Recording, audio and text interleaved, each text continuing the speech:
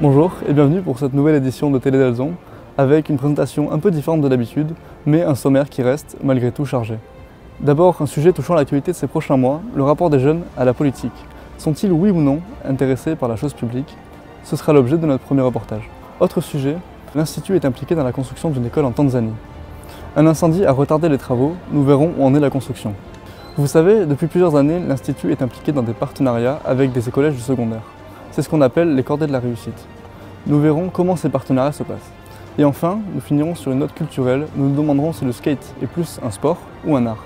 Ce sera l'objet de notre dernier reportage. Et on commence tout de suite avec le rapport des jeunes à la politique. On regarde. 87% des 18-19 ans iront voter aux prochaines présidentielles, c'est en tout cas leur intention. En contradiction totale avec les 34% qui étaient restés chez eux en 2017. Quelle est la nature de ce nouvel élan? Réponse des intéressés eux-mêmes. C'est un droit qu'on nous donne. Sachant que ce sont mes premières élections tout court, je pense que oui, surtout que c'est présidentielles, donc ça reste malgré tout les plus importantes et ça reste un devoir de citoyen, donc oui, je pense aller voter. Ce sera mes premières, mon premier vote, ouais, parce que bon, j'ai pas pu le faire avant, et je pense que j'irai voter, parce que bon, depuis longtemps, depuis qu'on est en éducation civique, on nous apprend que c'est vraiment important, mais sans nous apprendre par la théorie que c'est important, surtout je pense que on doit tous le faire, même si c'est pour une réponse blanche ou autre chose. Oui, j'irai voter parce que c'est vraiment important pour moi. Si le devoir civique est la motivation principale, faut-il en conclure que les politiques ne savent pas les toucher? Les jeunes surtout ne s'y intéressent plus, du moins on ne leur donne pas la possibilité de s'y intéresser. Faut beaucoup chercher et les discours des politiciens sont assez compliqués à comprendre. Et du coup on a du mal, on se sent assez perdu. Et je pense qu'on n'incite pas les jeunes à s'y intéresser, à voter davantage. Je pense qu'il y a un problème à ce niveau-là. Je pense que les politiciens d'aujourd'hui n'ont plus la notion de comment atteindre la jeunesse actuelle, qui est totalement différente de ce que la jeunesse qu'ils ont pu avoir eux à leur âge. Et donc il y a un souci de savoir communiquer avec les jeunes et de comment ils s'y prennent. Il y a plein d'exemples qui le prouvent, qui souvent tournent au ridicule, et donc ça crée un écart entre ce qui devrait être et ce qui est vraiment. Et puis, il y a les plus pessimistes, ceux pour qui la politique n'a plus aucun avenir. Thibaut est de ce camp-là. On peut le voir de plus en plus, de toute façon avec les années qui passent, qu'il y a de plus en plus d'abstention, et je pense qu'avec la jeunesse d'aujourd'hui, ça ira pas en s'arrangeant. On est de moins en moins amené à être sur le sujet du vote ou de la politique, à part si c'est avec notre famille ou nos parents, et encore de moins en moins. Donc je pense qu'on est amené à ce que nous devenions une génération de non-votants. À l'arrivée, les jeunes s'intéressent-ils oui ou non à la politique? Les avis divergent. Pour Régis Vezon, si les méthodes ont changé, la jeunesse, elle, entend bien participer au débat public. De là à dire que les jeunes ont un intérêt moindre à la politique, ils ont peut-être un intérêt moindre aux partis politiques classiques. Mais ils s'intéressent à la politique. Preuve en est leur participation à des manifestations pour l'environnement ou à d'autres causes. Regardez par exemple le suivi des jeunes aussi sur les réseaux sociaux. Ils s'intéressent aussi aux hommes politiques et pas forcément aux rappeurs ou à d'autres joueurs de foot. Et si, tout simplement, il s'agissait pour les politiques de leur parler de leur quotidien? On peut voir que tous les discours sont froids, sont très très techniques pour essayer de peut-être impressionner ou justement avoir une concurrence entre tous les candidats. Mais le plus simple pour communiquer avec la société, je pense que ce serait beaucoup mieux de faire les choses plus naturellement, plus fluides entre candidats, je pense. Bonjour Monsieur Lachaud. Bonjour Lucas. Alors vous êtes le président de l'Institut d'Alzon, le directeur, et vous avez été député du Gard. Et bonjour Laurent. Bonjour. Laurent, quelques questions à vous poser sur le rapport des jeunes à la politique. Bonjour Laurent. Bonjour monsieur Lachaud, donc je le rappelle, vous êtes donc le directeur de l'Institut Emmanuel d'Alzon, vous avez également été député, donc au contact des jeunes et des électeurs, et on a entendu un des jeunes interviewés dire que les hommes politiques, que selon lui les hommes politiques n'étaient plus assez humains, et que même la politique en elle-même n'était plus assez humaine. Est-ce que vous êtes d'accord avec ce constat ? Alors, c'est une question qui est quand même très complexe. Qu'est-ce que c'est qu'être humain ? Si on peut pouvoir entendre au travers de cette question que la chose politique aujourd'hui n'est pas assez proche de la réalité, ne s'intéresse pas assez au quotidien, bon, on peut peut-être faire ce constat-là. Ceci étant, c'est compliqué, ça dépend du niveau de l'élu. Si c'est un parlementaire, si c'est un maire, si c'est un conseiller municipal, je pense qu'aujourd'hui, qu'un conseiller municipal qui s'occupe de la jeunesse, par exemple, dans sa ville, il doit être dans l'humain, c'est-à-dire dans le contact. Il me semble que c'est ce qu'il doit faire.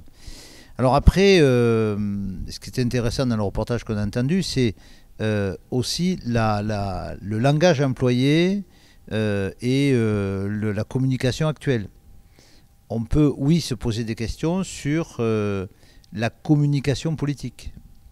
Est-ce qu'elle a pris le même sens qu'aujourd'hui, ce que vous pratiquez au quotidien? Est-ce qu'il y en a assez sur les réseaux? Est-ce qu'une communication papier est encore d'actualité? Tout ceci doit être posé comme question, effectivement. En étant directeur donc, d'un établissement scolaire, et je pense notamment au lycée et même surtout à l'enseignement supérieur, est-ce que vous et vos équipes, vous en faites, est-ce que vous favorisez les initiatives et les projets des jeunes quand ils demandent à en faire? Alors là, je crois que je vais répondre oui, oui, oui, me semble-t-il. Mon job ici, c'est effectivement de répondre, positivement aux propositions et surtout d'insuffler de nouvelles propositions. Mon travail ici, c'est de faire en sorte que l'éducation qui évolue à vitesse grand V, on n'est plus dans un lycée aujourd'hui avec un seul chemin. Notre travail ici aujourd'hui, c'est de mettre en adéquation la formation et l'emploi. Donc de dire aux étudiants, aux lycéens, aux collégiens que vous êtes, attention, il n'y a plus une seule voie, mais regardez, peut-être que l'apprentissage aujourd'hui est une des solutions. C'est heureux qu'on vienne sur l'apprentissage. Donc oui, des initiatives, qu'elles soient humanitaires, qu'elles soient en formation, qu'elles soient en développement, qu'elles soient en initiative de rencontres, etc. etc. Oui, vous pouvez... je crois qu'on le fait, mais si ce n'est pas assez, vous venez me le dire, on va en faire d'autres.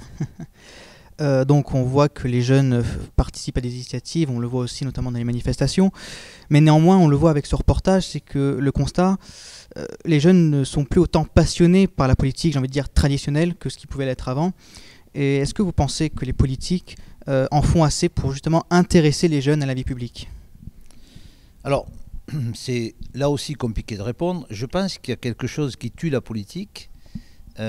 C'est ce qu'un certain nombre de pays ont abandonné, c'est qu'en fait, il y a à mes yeux trop de politiques, d'hommes politiques, qui ne vivent que de la politique. Ça veut dire qu'ils n'ont pas de job à côté, et donc ils sont dans un monde fermé. Alors ça, c'est vrai, et ça, c'est le drame de la politique. Des hommes et des femmes qui se réunissent le matin pour savoir comment ils vont pouvoir être réélus dans 4 ans, parce que sinon, ils n'ont rien de quoi manger. Des hommes et des femmes qui se réunissent le matin pour savoir comment ils vont détruire leurs voisins parce que c'est leur job et que voilà. Alors ça, c'est malheureusement une image, l'image qu'on a de la politique, parce que souvent c'est la réalité. Alors ça, oui, je le combats, et je pense qu'on devrait faire en sorte que tout élu ait l'obligation de garder une partie de son travail. Il y en a qui le font, hein. Dans les pays du Nord, en Suède par exemple ou en Norvège, cette obligation-là existe. Même un ministre doit garder quelques heures je pense à un ministre qui est prof, il doit garder quelques heures d'enseignement. Ça, je pense que ça vous oblige, ça oblige le politique à rester en contact avec la réalité et de ne pas en sortir. Je pense que ça, c'est un problème dans notre pays, c'est clair. Donc vous venez de nous peindre des problèmes dans le pays. Et j'aurais du coup cette dernière question à vous poser afin de conclure cette entrevue. Selon vous, quelles solutions pourraient être adoptées pour inciter les jeunes à s'investir plus massivement dans la vie politique de leur pays et donc dans leur avenir? Alors j'aurais presque envie de vous poser la question. Parce qu'en fait, c'est à vous d'y répondre. Parce que, alors si on fait on prend plusieurs points. Le premier, les interviews qu'on a eues tout à l'heure en disant, grosso modo, ils ne savent pas nous parler. Premier point. Bon, ok, on y va. Comment on peut aborder les choses différemment? Et puis deuxièmement, c'est plus que la politique. On se rend compte qu'aujourd'hui, que le monde associatif est en difficulté. Et qu'il y a de moins en moins de jeunes, dont vous êtes, qui s'engagent dans la vie associative. Et c'est vrai aussi dans la vie politique. C'est-à-dire que ce don de soi, cette participation avec obligation, parce que c'est vrai que vous allez en politique ou vous allez dans une association, il y a besoin de donner du temps, etc. etc. Et que, oui, me semble-t-il, aujourd'hui dans la société, il y a un écart entre ce qui a été vécu et ce qu'il est aujourd'hui. Alors, est-ce que ça vient d'un mode différent de vie que vous avez aujourd'hui? Peut-être. Mais en tout cas, on a à se poser la question. Il me semble en tout cas que si on veut que les choses changent du côté des politiques, c'est qu'on doit intensifier les rencontres, me semble-t-il, pour pouvoir ouvrir les débats avec, parce que souvent les médias donnent une image catastrophique de la politique. On voit tout ce qui ne va pas, ceux qui sont condamnés, ceux qui ne font pas bien les choses, les insultes des uns et des autres, qui vous cassent les pieds, qui me les cassent aussi. Bon, voilà. Donc on a trop cette image-là. Par contre, et c'est peut-être là-dessus que je conclurai, c'est pas simple d'avoir un mandat, parce que c'est beaucoup de construction, beaucoup de temps passé, souvent beaucoup de critiques, parce que tu n'arrives jamais à satisfaire tout le monde, et que pour faire avancer les choses dans un pays, c'est compliqué. Parce que, alors, moi j'ai été parlementaire, mais j'ai aussi présidé une agglo, donc j'ai été à la fois dans le législatif et dans l'exécutif. C'est pas simple. On est dans une démocratie, et pour faire bouger un petit truc, il faut du temps. Donc voilà, en tout cas, et ce sera mon dernier mot, si ça vous dit, allez-y, parce que la politique, c'est passionnant. Eh bien, merci Monsieur Lachaud d'avoir répondu à mes questions. Merci Laurent, merci Monsieur Lachaud. Donc vous avez été député et vous êtes directeur de l'Institut Dalzon. Et nous, on regarde dans notre sujet la construction d'une école en Tanzanie. Des problèmes sont parvenus. On va voir ça. Depuis 2011, l'Institut Emmanuel Dalzon s'investit dans un projet humanitaire en Tanzanie. Le but initial était de reconstruire une école pour garantir un accès à l'éducation aux filles, car la société patriarcale de ce pays voulait empêcher leur accès à l'école. L'établissement a subi un incendie en 2011 et a dû être reconstruit. Après avoir réussi cette première opération, un autre problème s'est posé, la question de l'éloignement de certaines filles. Ainsi, pour leur garantir également un accès à l'éducation, le projet Tanzanie en cette année 2021-2022 a pour but de récolter assez de fonds pour financer la construction d'un internat adjacent à l'école. Il permettra d'accueillir plus d'élèves, des filles Maasai notamment, qui vivent dans les alentours d'Arusha, là où est située l'école.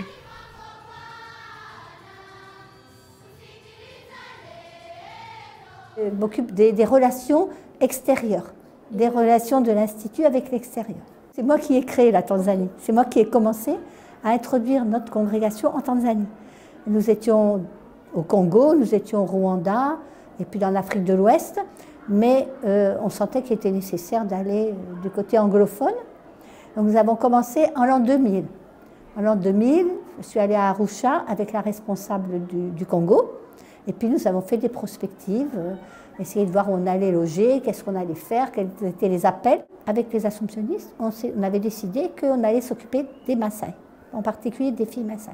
Mais quand elles sont arrivées en CM2, ce qui correspond au CM2 ici, il n'y avait plus rien. C'est là où nous sommes allés un tout petit peu plus loin dans Arusha.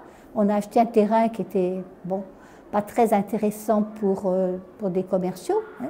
Et là, on a commencé à construire un collège pour que d'abord les filles Maasai puissent y aller. Bon, bien évidemment, on n'a pas que des filles Maasai, mais c'est essentiellement pour elles. Donc, comme les parents habitent peut-être à 2000 km de là, il faut qu'elles soient pensionnaires. S'il y a des gens qui, autour dans nos communautés, ne peuvent pas aller en classe parce qu'ils n'ont pas l'argent, on les dirige vers notre école. Ils peuvent aller gratuitement. Bonjour Madame Cotte. Bonjour. Alors vous êtes directrice de l'enseignement supérieur à Dalzon. On vient de regarder le reportage et l'interview de Sœur Claire. Et est-ce que selon vous c'est représentatif du projet ? Oui, alors pour moi, personne n'est plus représentatif du projet que Sœur Claire. Il faut savoir que Sœur Claire a été supérieure générale de la tutelle des Oblates de l'Assomption de 1993 à 2011, donc plus de 18 ans. Et l'enseignement, l'éducation font vraiment partie des gènes des Oblates de l'Assomption. Dès leur origine, les sœurs ont ouvert des écoles dans leur mission d'Orient. Et tout au long de leur histoire, les sœurs ont enseigné et ont dirigé des établissements scolaires, même si maintenant ce sont souvent des laïcs. Mais les sœurs ont ouvert ces établissements d'abord en France, certes, et aussi à l'étranger, et particulièrement en Afrique. Comme ça a très bien été dit d'ailleurs dans le reportage, Sœur Claire était à l'initiative de la démarche en Tanzanie.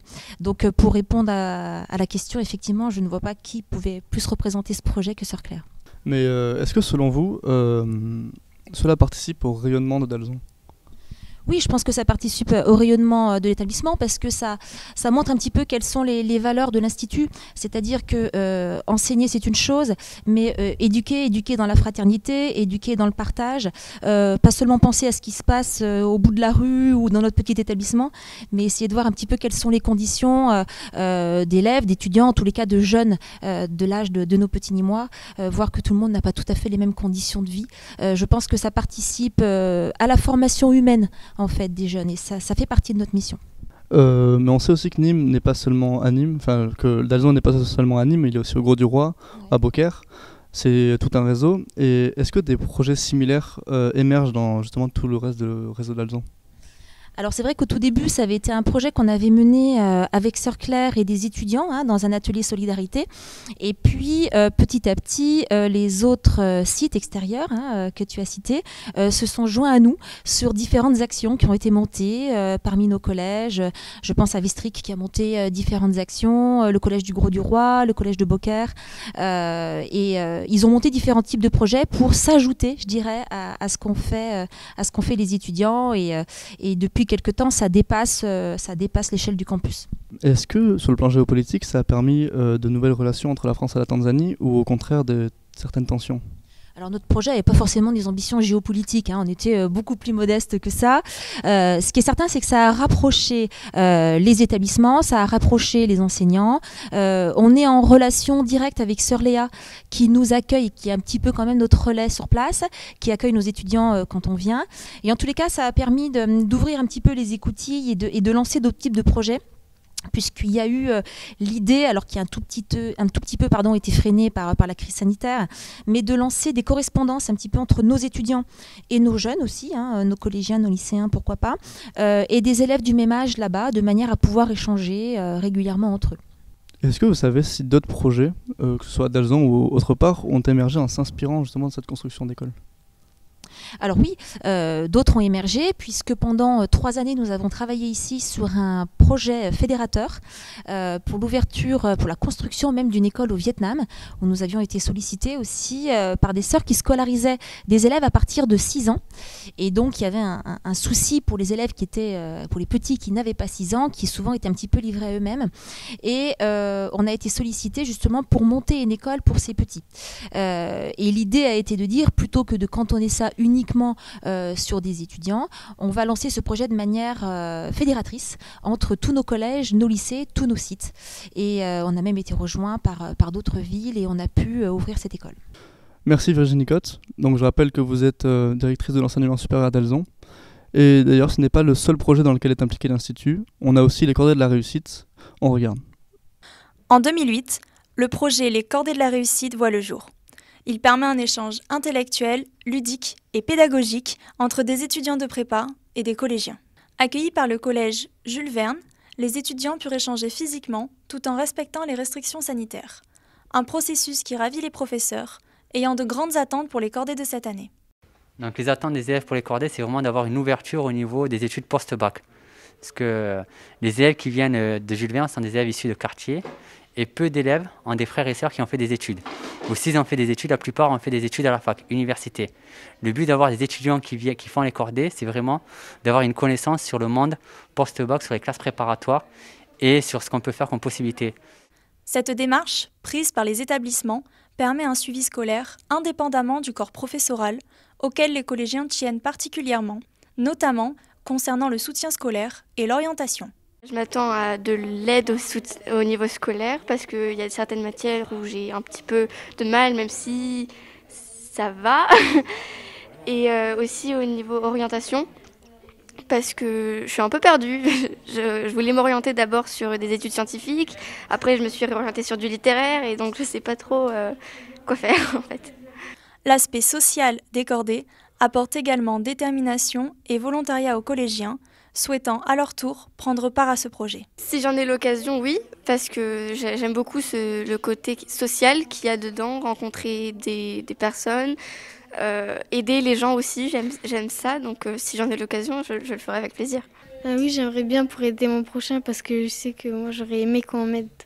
Encore aux prémices de ces cordées, pour cette année, nous ne pourrons réellement relever de l'efficacité de ces dernières que dans les prochains mois à venir.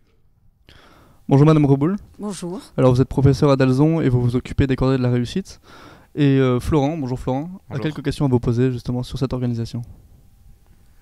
Donc, savez-vous si des élèves de 3e ont changé leur projet d'avenir grâce à l'aide d'étudiants lors de sessions précédentes, des années précédentes? Alors, ça dépend des élèves. C'est vrai que se projeter dans un avenir lointain, comme les classes préparatoires ou l'université ou les IUT, BTS, etc., c'est quand même assez abstrait pour eux. Donc, pour nous, l'intérêt, c'est qu'ils puissent en discuter tout au cours d'une année avec des étudiants. Ça devient concret pour eux quand ils les voient dans leurs études, ils les voient au travail, ils peuvent échanger avec eux. Ce qu'on sait, et on en est sûr, c'est que souvent, ils continuent un parcours général après avoir mûrement réfléchi cela pendant toute l'année. C'est vrai qu'avant, les parcours étaient plus fréquemment courts. Maintenant, avec ce système, et c'est le but, il y a quand même tout un processus de réflexion qui s'enclenche. Et ça donne quand même des résultats assez concrets. On a des étudiants qui restent en contact avec eux et qui les suivent au cours des années suivantes pour savoir un petit peu ce qu'ils deviennent. Et il y a des parcours qui sont très intéressants. Au vu des cordées auxquelles vous avez assisté, dans quelle mesure pensez-vous que les cordées aident-elles les élèves de 3e pour les épreuves du brevet? Alors, avec l'expérience qu'on en a maintenant depuis une dizaine d'années, je dirais que c'est plutôt pour l'oral que les élèves sont aidés. Ils ont un oral important, intéressant d'ailleurs, une des épreuves du brevet, pour lequel ils n'ont aucune habitude et très très peu finalement d'expérience. Et il s'agit d'un entretien à peu près de 5-10 minutes et d'un exposé aussi de 5-10 minutes.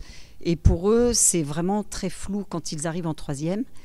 Et la possibilité de s'entraîner et d'avoir des éléments concrets de la part de nos étudiants qui ont l'habitude des oraux, c'est très intéressant pour eux. Donc même si l'aide aux devoirs existe dès le mois de novembre, la session d'aide au mois d'avril est très importante justement pour préparer cet oral, qui est interdisciplinaire et qui demande quand même beaucoup de travail à ces 3e. D'accord. Donc une expérience encore à venir pour nous élèves de prépa. Oui, parce que vous serez en charge de les aider justement dans quelques semaines. Et enfin, êtes-vous satisfaite de l'implication des élèves dans cette année, dans les cordées de la réussite, collégiens comme élèves de prépa? Alors, je dirais un peu comme l'année dernière que ça a plutôt bien commencé parce qu'on a été concrètement présent avec eux en début d'année. Il y a eu du présentiel pour se présenter, pour présenter les cordées. Et puis ensuite, ça a été un peu plus difficile. On a eu la possibilité de faire une séance d'aide aux devoirs en présentiel, de commencer le théâtre, mais de manière séparée. Donc ça manque un peu, si vous voulez, de cohésion, ça manque un peu de chaleur à cause de la crise sanitaire. Mais on a maintenu les activités cette année, on a pu les maintenir. Donc nous sommes séparés pour l'instant, nous comptons nous retrouver. Nous travaillons sur le Cendrillon de Pomera, par exemple, en théâtre, en rapport avec le thème en classe préparatoire scientifique qui est l'enfance cette année. Chacun travaille dans son coin. Les collégiens sont au théâtre. Nous sommes dans l'établissement pour les séances de préparation. Et nous espérons, nous avons retardé le spectacle, nous espérons pouvoir présenter ce spectacle peut-être en mars ou en avril. Et est-ce que, j'ai une petite question moi aussi, est-ce que les élèves de prépa, ils trouvent eux aussi leur compte à ces entretiens avec les collégiens ? Alors, figurez-vous que cette année, en retrouvant d'anciens étudiants qui sont venus présenter leurs écoles donc, dans l'établissement, nous avons eu des échos d'expériences qu'ils continuent, qui perdurent pour eux avec d'anciens tutorés. Et nous avons été assez surpris parce que c'est vrai qu'on perd un petit peu les traces de ces expériences, alors que normalement les cordées devraient les suivre, mais pour l'instant on n'a pas tellement de solutions, on n'a pas les moyens, si vous voulez, à long terme de suivre voilà, ces relations et ces tutorats. On a eu quelques échos d'étudiants qui restent en relation avec leurs tutorés et qui font leurs études. Et pour nous, c'est très enrichissant et vraiment très, je dirais, réconfortant de savoir que ça peut se passer comme cela. Bon, je ne pense pas que ce soit général, hein. Il faut dire les choses comme elles sont parce que voilà, il y a des aléas, il y a des parcours différents, mais en tout cas, ça existe. Merci Madame Reboul, vous êtes professeur de français et vous vous occupez des cordées. Et merci Florent. Et maintenant on passe à toute autre chose, une note plus culturelle. On va se demander si le skate est plus un sport ou un art. On regarde. Le skateboard est-il une discipline sportive ou artistique ? Ce débat, relancé par l'ajout de la pratique aux Jeux Olympiques de Tokyo, divise les skateurs. L'art est en effet omniprésent dans le skate. Photographie, vidéo, graphisme, musique. Nombreuses sont les formes d'art présentes dans la culture skate. Pourtant, certains soutiennent que cette discipline se limite à un sport, comme cet élève par exemple. C'est un milieu sportif avant tout, et également un moyen de s'exprimer, de s'évader, c'est un petit plaisir personnel, on va dire. D'autres en revanche y voient plutôt qu'une pratique sportive, un moyen d'émancipation et d'expression. Contrairement aux autres sports qui sont vachement encadrés, le skate c'est un peu comme on veut, où on veut, dans la rue, dans des skateparks, avec qui on veut. Et du coup on peut s'exprimer. Et aussi par le fait que c'est hyper courant dans le skate de se filmer, de monter ça, de mettre ça sur les réseaux sociaux, sur internet, etc. Du coup je pense qu'on peut pas mal s'exprimer grâce au skate. Et, du coup, voilà. Alors aujourd'hui je vais dire que ça va regrouper les deux. Parce qu'aujourd'hui, le côté sportif, ça a été amené avec tout ce qui est JO, compétition, etc.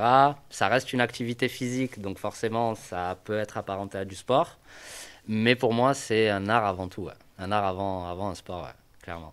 L'arrivée du skate sur le devant de la scène fait aussi changer les mentalités à son sujet. Donc je dirais que c'est bien intégré, on en voit en ville, on a un super skatepark à Nîmes, donc ça c'est une bonne chose.